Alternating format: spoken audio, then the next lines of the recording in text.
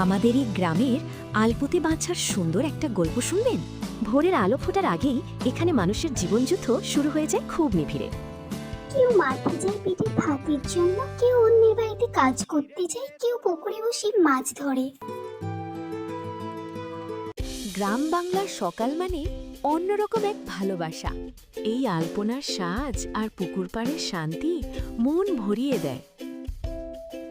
গ্রামের এই ছোট সুখগুলো কি আপনার মনে পড়ে? বিকেলের রোদের নদীতে মাছ ধরা আর বন্ধুদের সাথে হল্লাহল্লোড়।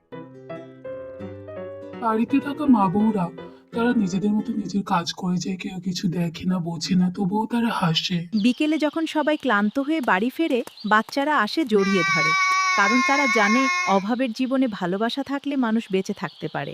গ্রামের মানুষেরা অনেক কিছু না পেলেও ভালোবাসা আর সহ্য করার শক্তিটা বেশি পায়।